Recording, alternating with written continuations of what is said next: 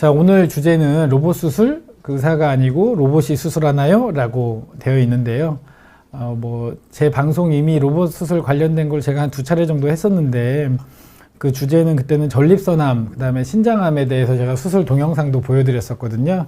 근데 이제 그 보신 분이 다 못 보겠다고 막 그러시더라고요. 좀 무섭기도 하다고 그러고. 그래서 오늘은 주로 이제 그 실제 환자분한테 수술한 동영상보다는 로봇 시스템이 어떻게 구성되어 있고 어떻게 작동하는지, 어떤 특징이 있는지, 그리고 또 어떤 한계점이 있는지 그런 거에 대해서 주로 말씀을 드리도록 하겠습니다. 사실 이제 로봇 수술을 받으실 분들은 아마 이거를 검색해서 이 컨텐츠를 보실 가능성이 크고, 그렇지 않고 일반 이제 오늘 제가 비뇨기과 의사다 보니까 이 주제에 관련된 게 아니라 비뇨기과 전반적인 질문을 하셔도 제가 뒤에 질문을 문답식으로 말씀드리도록 하겠습니다. 자, 이제 서론은 끝났는데 로봇 수술, 의사가 아니고 로봇이 수술하나요? 했을 때 누가 수술할까요? 예, 아직까지는 당연히 의사가 로봇을 조종하는 거고요. 의사가 이제 마스터가 되는 거고, 로봇이 슬레이브, 노예가 되는 거죠. 그래서 의사의 지시, 조종대로 로봇이 움직인다.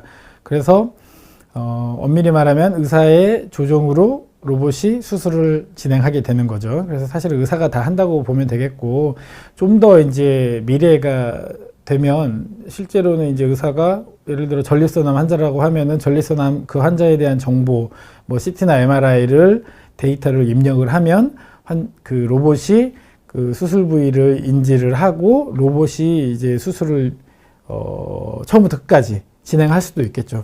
그래도 그 수술을 관리하고 슈퍼바이저 하는 거는 의사가 될 수밖에 없어서 아직 의료계에 이제 AI, 인공지능이 많이 도입이 되고 있긴 하지만 순수하게 로봇이 다 처음부터 끝까지 하기는 아직은 쉽지 않다. 더군다나 이게 사람 몸에 하는 거 아닙니까? 그래서 로봇이 전체를 다 하는 거는 아직은 요원한 일로 생각이 됩니다. 자, 그래서 오늘 컨텐츠가 이제 제가 얼마 전에 이제 비슷한 주제로 제가 학회에서 한번 강의를 했었는데, 그래서 제가 이게 로봇 수술의 베이직에 대해서 한번 말씀을 드렸었거든요. 그래서 그 맥락으로 할 거고, 그래서 영어로 써 있는 부분이 꽤 있는데 영어는 뭐 크게 신경 안 쓰셔도 되고, 오늘은 그 로봇 디바이스, 그 다음에 어떤 식으로 수술이 진행되는지 베이직 테크닉에 대해서 말씀을 주로 드릴 거고요.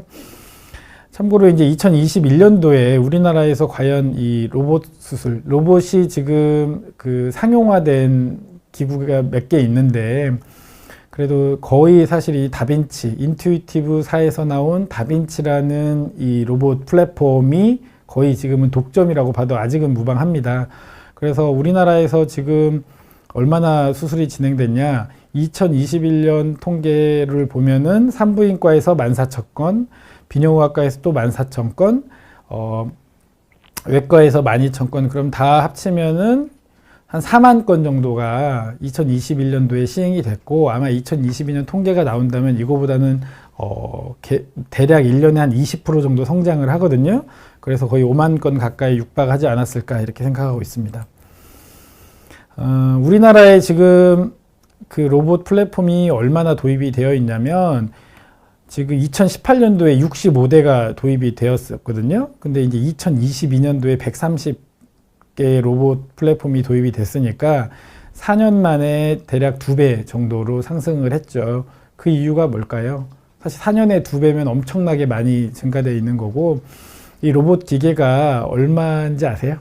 대략 물론 이제 차이는 조금 있을 수 있지만 적게는 한 25억에서 많게는 한 30억 정도가 장비 구비하는 데 소요가 되고, 계속 소모품에서도 비용이 발생을 하거든요. 그래서 대략 이제 25억짜리 장비라고 하면 사실 의료 장비 중에 굉장히 이제 고가의 장비에 속하는 거고, 그렇기 때문에 아무래도 수술료가 아직은 비급여고 비보험이다 보니까는 수술료가 보통 1,000만 원은 전후로 되는 걸로 책정이 되어 있습니다. 물론 시간이 많이 걸리고 기구나 장비를 써야 되는 식도암이라든지 방광암이라든지 이런 수술은 1,500만 원 이상, 거의 2,000만 원 가까이 육박하기도 하고, 이 특징이 비급여, 비보험이다 보니까 병원별로 가격이 조금은 차이가 날 수 있습니다. 또 병원별로 혹은 의사별로도 약간은 차이가 있을 수 있고요. 전 세계적으로는 미국에 이제 가장 많이 도입이 돼 있죠. 이 인투이티브사가 미국의 회사이기도 하고요. 미국에서도 굉장히 이제 로봇을 장려하고 있고 실제로 굉장히 많이 시행이 되고 있습니다. 그래서 미국에만 거의 4,000대, 유럽에 1,000대가 좀 넘게 있고 아시아에서도 거의 1,000대 가까이 지금 보급이 되어 있고 아시아를 1,000대라고 하면 우리나라가 130대니까 한 15% 정도 보급이 되어 있습니다. 그래서 이제 로봇 시스템에 이제 플랫폼들이 몇 가지가 있는데 X, XI, SI 이렇게 이제 점점 로봇도 발전하고 있고 1세대, 2세대, 3세대, 4세대가 이제 나오는 중이고요.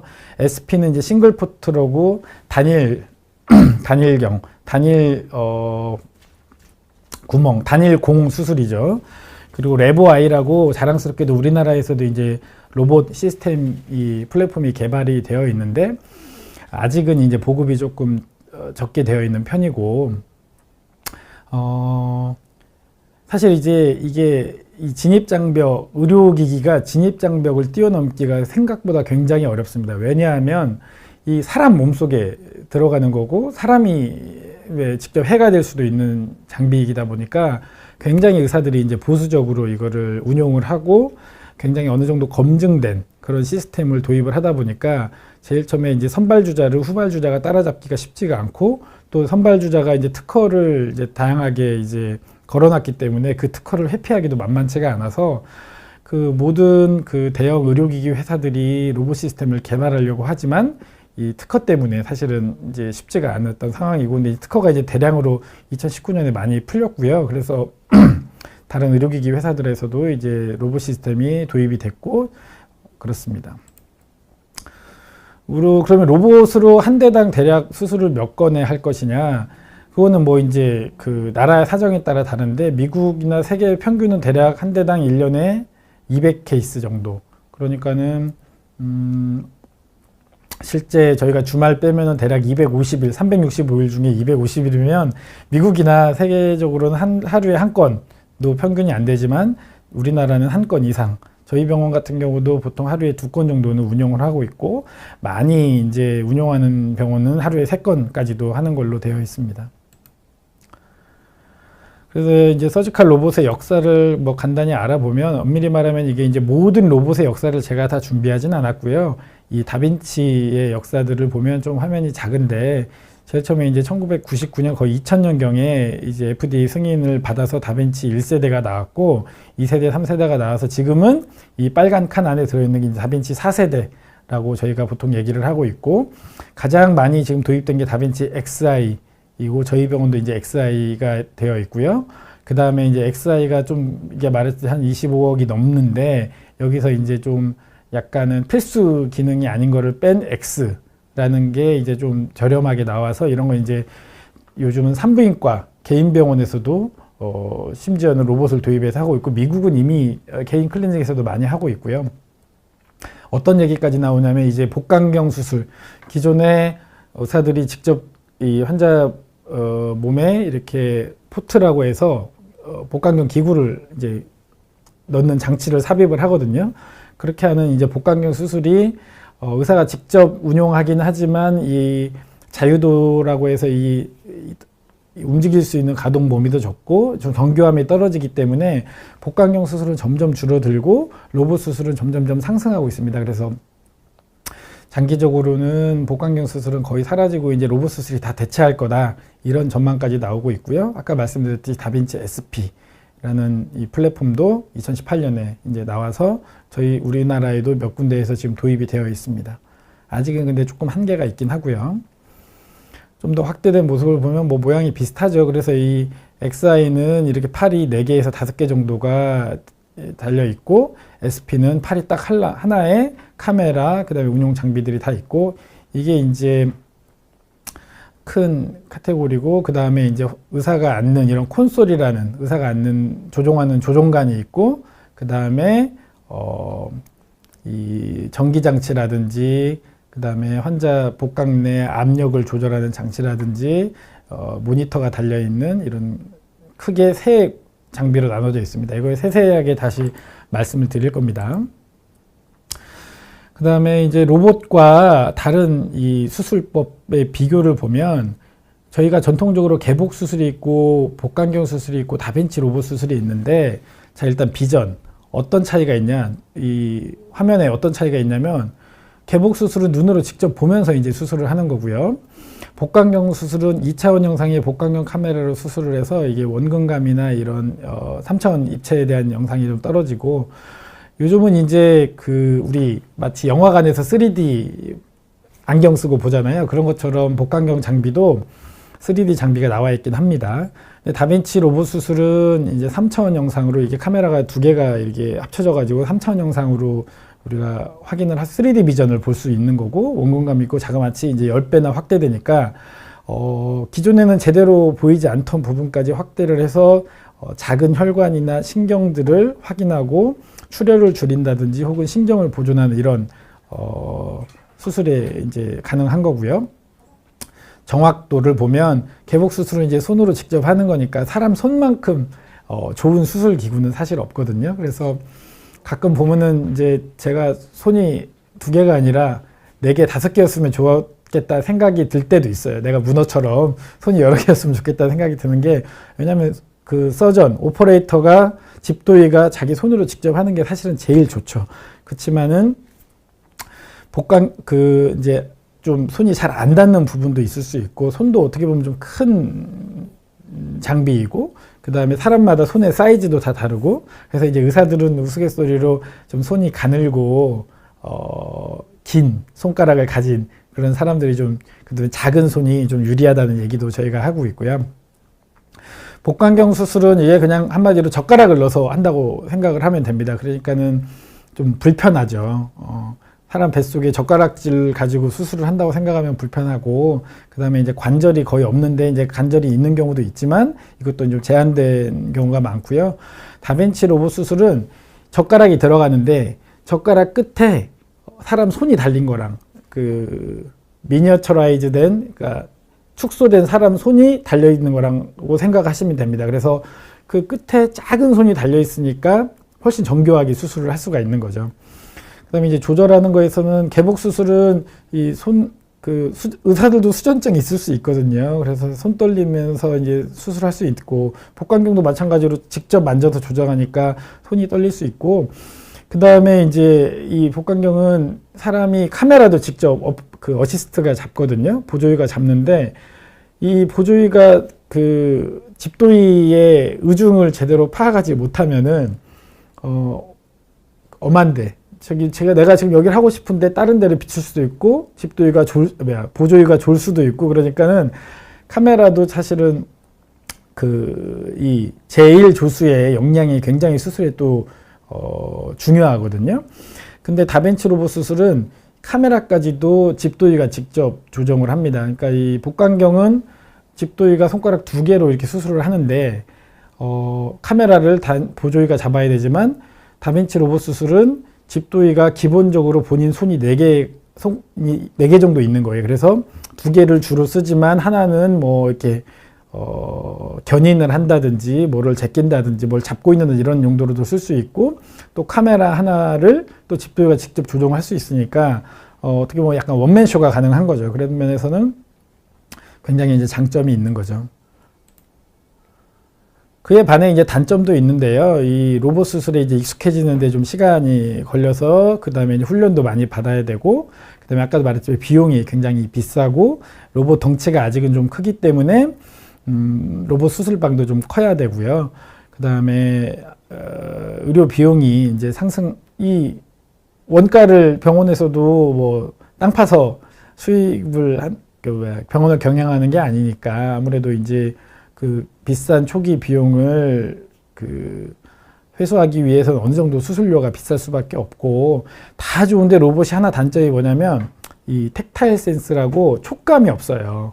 그래서 이제 이것도 경험이 쌓이다 보면은 어느 정도 이 피드백을 조금 느낄 수는 있지만은 이런 촉각이 없는 게 현재까지는 단점이고, 아마 이거는 이제 개발이 되고 있는 걸로 알고 있고요.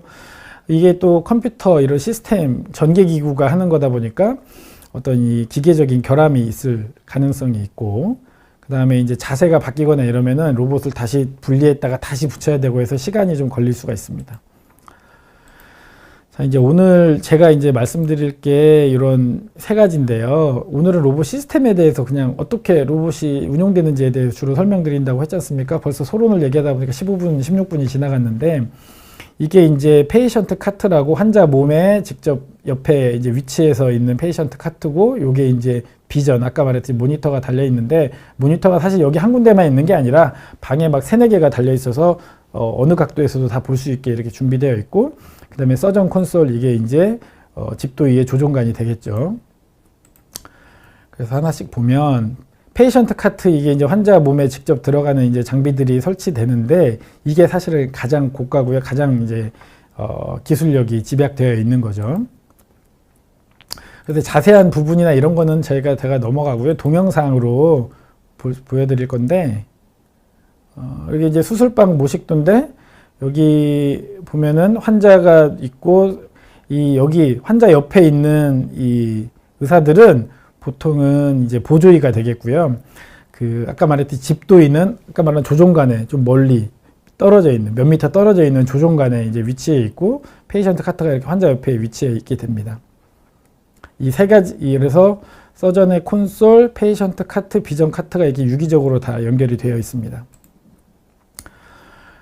그래서 이제 페이션트 카트에 이제 각 장비들을 이렇게 움직이는데, 굉장히 이제 살짝 잡고도 적은 힘으로도 조정할 수 있게 이렇게 되어 있죠. 이것도 굉장히 많이 발달을 한 거고요. 예전보다는 좀 슬림해졌고,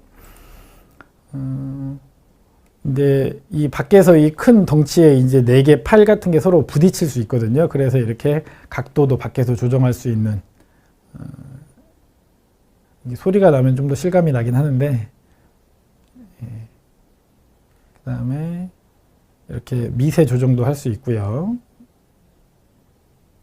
한 번에 이 4개 팔을 다 들어 올렸다가 다시 뭐 위치를 좀 바꿀 수도 있고요.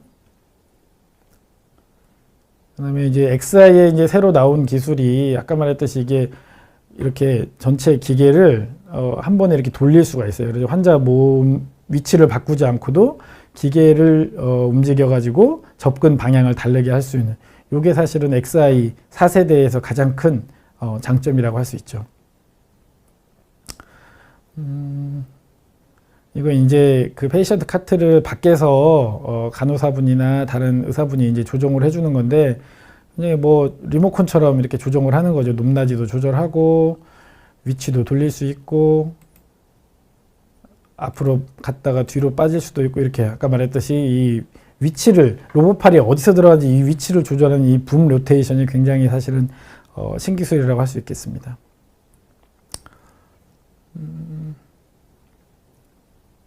오늘 뭐 동영상이니까 쉽게 보셔도 될 것 같아요. 이게 이제 제일 처음에 이제 세팅을, 이게 자세를 잘 잡고 세팅을 하는 게 굉장히 중요하거든요. 근데 이제 보통은 많이 이제 수술을 하다 보니까 어느 정도 정형화돼 있죠. 예를 들어 전립선 수술할 때는 환자 다리 사이로 들어가고, 뭐 신장 수술할 때는 환자 배 쪽으로 접근한다든지, 그런 게 다 정형화되어 있습니다. 그래서 이제 직접 가상의 환자가 있으면은 도킹하는 모습을 보여드릴 텐데, 이 페이션트 카트가 이제 환자 몸에 들어가 있는 이 복강경 포트랑 연결이 되는 거를 보여드리는 거거든요. 되게 신기하죠. 거대한 게 되게 스무스하게 잘 움직이죠.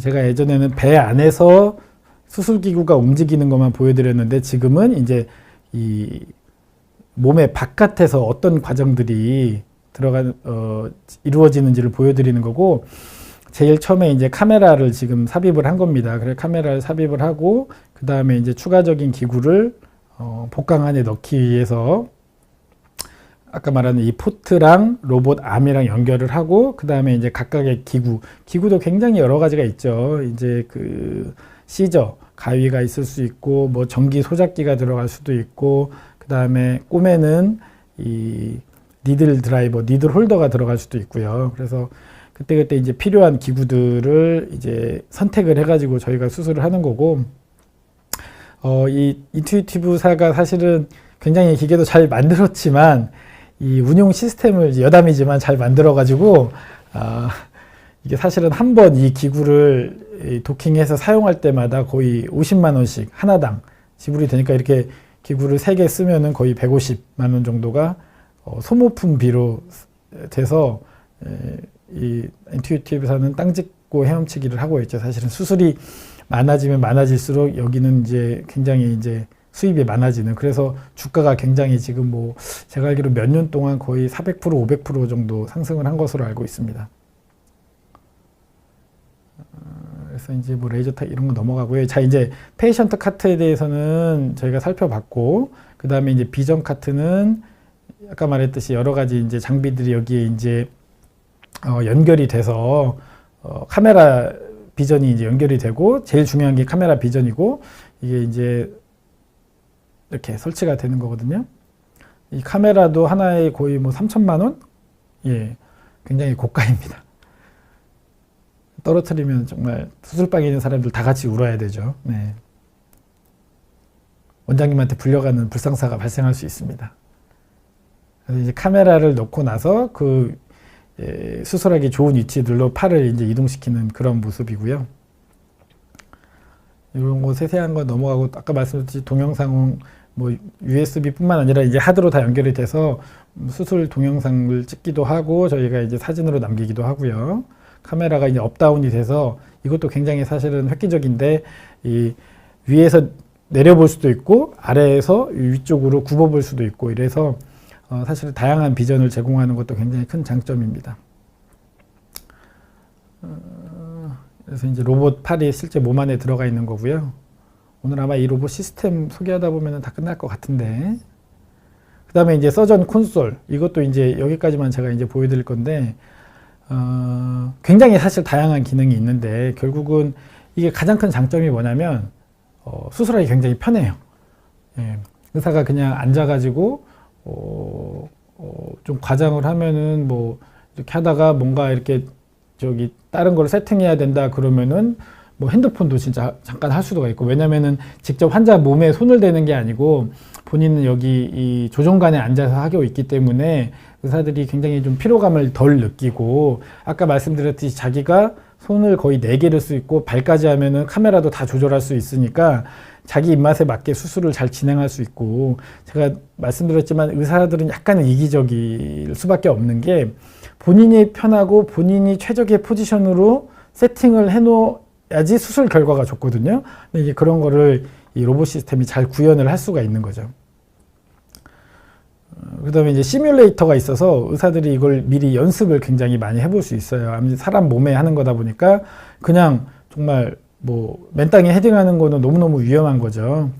그래서 굉장히 많은 프로그램이 있고 마치 오락게임 하는 것 같고요. 점수도 막 이렇게 나고, 이 태스크를 수행한 다음에 이제 점수도 막 표시가 되고, 이렇게 다양한 액세서리들이 수없이 많은 기구들이 있고, 이 끝에 보면은 다 정밀하게 되어 있죠. 이 하나하나가 다 기구가 조금씩 다른 특성을 갖고 있고, 이게 이제 개당 이것도 거의 뭐 하나당 500만 원이고, 한번 사용할 때마다 40에서 50 정도, 그래서 10번 딱 사용할 수 있게 회사가 만들어 놨어요. 어떻게 보면 굉장히 좋은 수익 모델을 창조해냈죠. 네.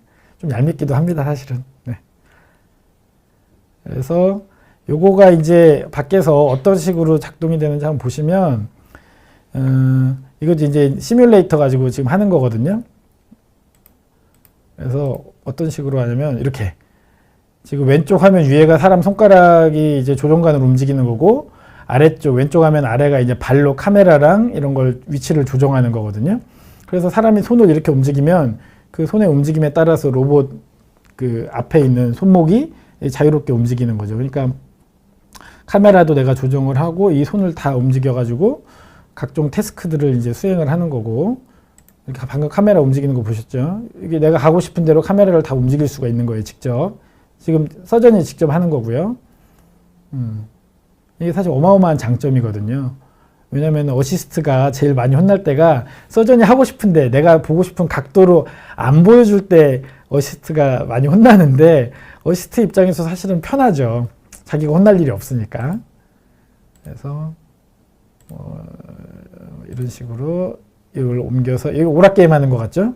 얼마나 빠른 시간 안에 이거를 이 프로그램이 원하는 태스크를 시행하는 거죠. 여기서 빼서 뭐 저쪽으로 옮겨라, 이런 식으로 왼손으로 뺀 다음에 오른손으로 옮겨라, 뭐 이런 식으로 나와 있거든요. 예, 시간이 지금 26분이 흘러서 이런 식으로 이렇게 진행이 된다는 거. 잘 보시면 발도 은근히 바삐 움직이고 있거든요. 카메라를 움직일 때. 예. 네. 그다음에 이제 이렇게 정교하게 꼬매는 거죠. 이것도 같이 보시면 이게 포도 거봉 껍질을 벗긴 다음에 이 거봉 껍질을 꼬매주는 거예요. 이게 굉장히 가느다란 실로 꼬매는 거죠. 이게 만약에 그냥 복강경, 사실 개복 수술로 한다고 해도 만만치 않은 건데, 이 거봉 껍질이 다치지 않고 하나하나 이렇게 꼬매주는 거죠. 실이 아마 거의 6호나 7호를 쓰는 것 같은데, 굉장히 가느다란 실로 어떤 앱으로 들으시겠어요? 아이고, 죄송합니다. 포도 다치지 않고 과육을, 이 껍질을 예쁘게 꼬매주는 이런 과정이 있습니다. 그래서 이거를 다 지금 사람이 조종하고 있다. 신기하죠? 여기 유리병 안에 사고 있었던 거죠. 아무튼 이 로봇 수술의 개요는 오늘 여기까지 설명드리면 될 것 같고요. 예, 이 뒤에 부분은 그냥 부가적인 거니까 다음에 혹시 기회가 되면 제가 설명드리도록 하겠습니다.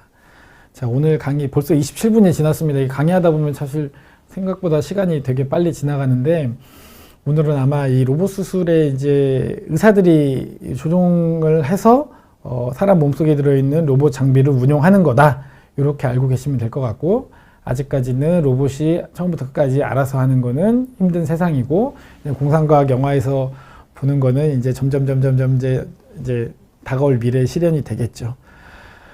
네.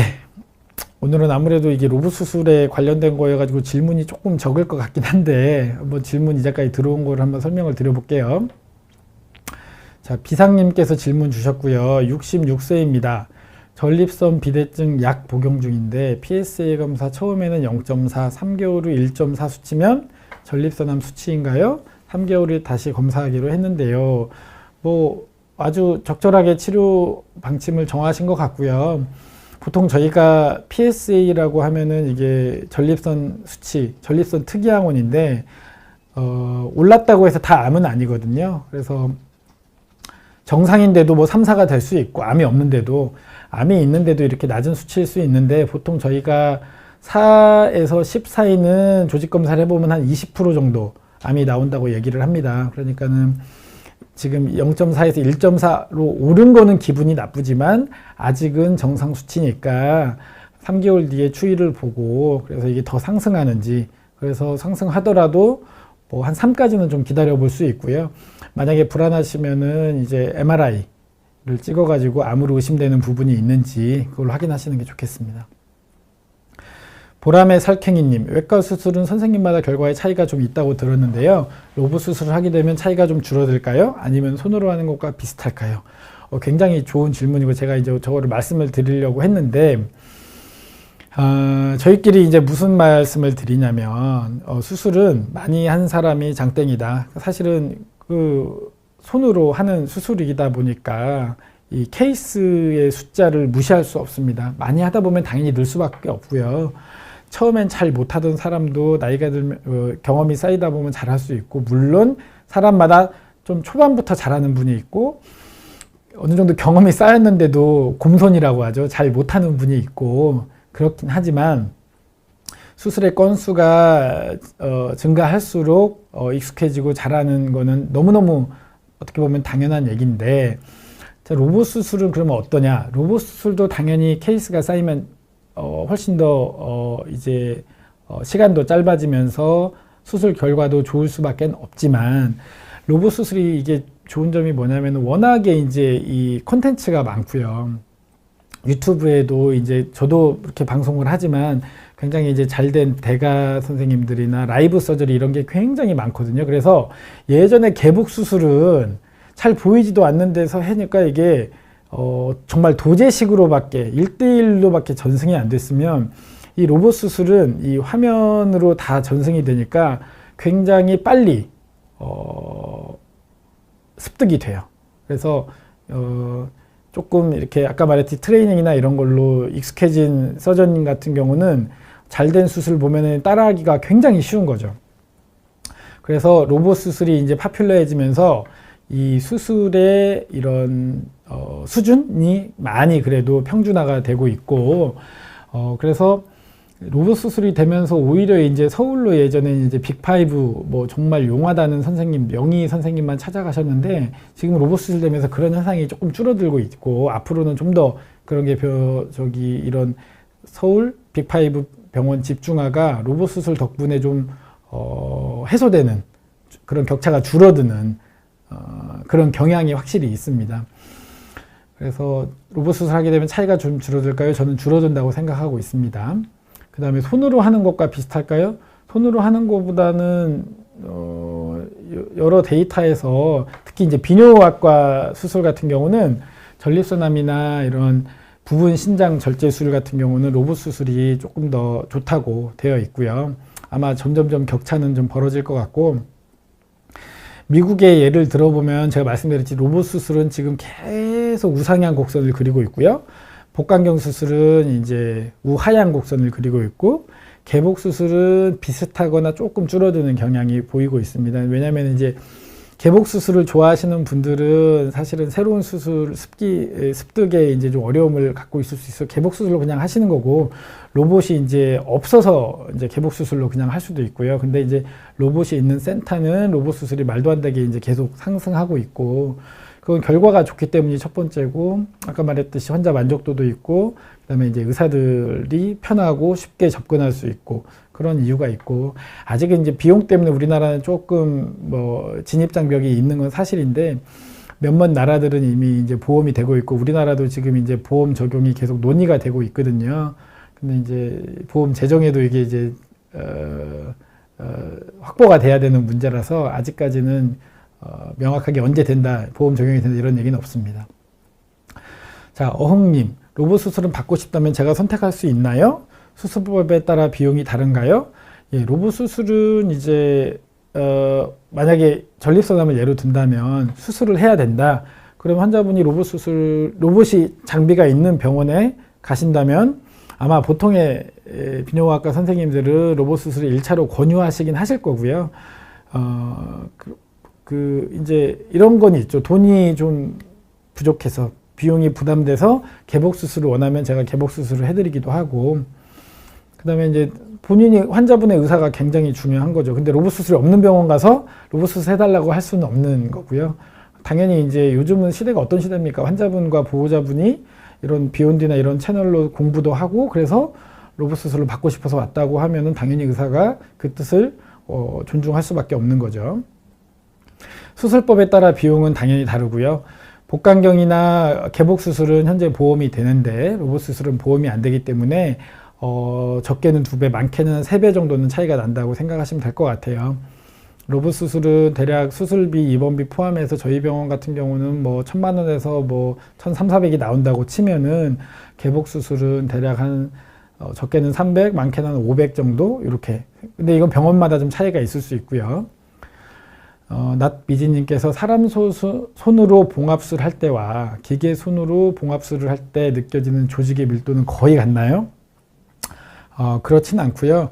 정확도는 거의 비슷하다고 저는 보는데 아까 말했듯이 이제 사람이 이런 어떤 바로 꼬매기 쉬운 데서 봉합하는 거는 굉장히 쉽죠. 근데 아까 말했듯이 전립선처럼 저 안쪽에 있고 각도가 안 나오고 사람 손이 겨우 닿는 그런 부분은 약간은 정말 대충 이렇게 어떻게 보면 좀 비교적 약간 정확도가 떨어지게 봉합할 수밖에 없는데 로봇은 저기 아주 좁은 공간으로도 로봇 팔이 가느다란 팔이 끝까지 들어가 가지고 하기 때문에 미니어처 손이 들어가 사기 때문에 이제 훨씬 장점이 있는데, 조직의 밀도를 느끼는 거는 이 로봇의 이 현재로서는 아까 말했듯이 이런 만졌을 때 텍타일 센스, 뭐라고 해야 될까요? 이게 한글로는 이런 이 조직의 밀도나 이런 거는 아직은 느끼기가 쉽지가 않아서, 밀도는 뭐 느끼지를 못하기 때문에 거의 같다고 말씀드리긴 힘들 것 같고, 다만 이제 경험이 쌓이다 보니까 이제 그런 거는 알게 되죠. 아, 이거는 되게 좀 뻑뻑한 것 같다, 이건 되게 스무스한 것 같다. 예를 들어 뭐 이게 지금 두부를 꼬매는 것 같은지 아니면은 가죽을 꼬매는 것 같은지 그런 정도의 감을 느낄 수 있지만, 직접적으로 이 피드백은 사람 손이 아니기 때문에 느끼지는 못하는 게 아직은 단점으로 되어 있습니다.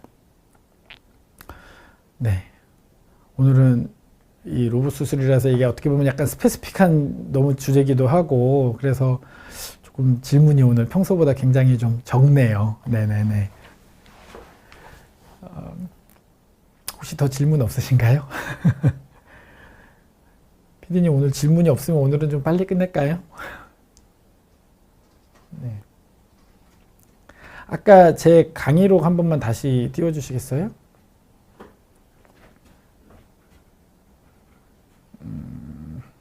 네.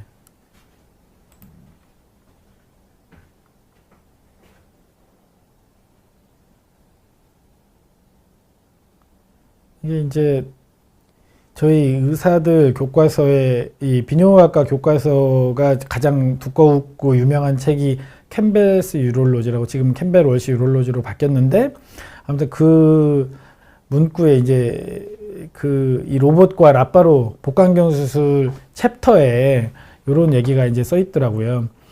The only thing constant about laparoscopic robotic surgery is change. 이게 무슨 말이냐면, 복강경과 로봇 수술에 관해서 변함없는 유일한 한 가지는 뭐냐?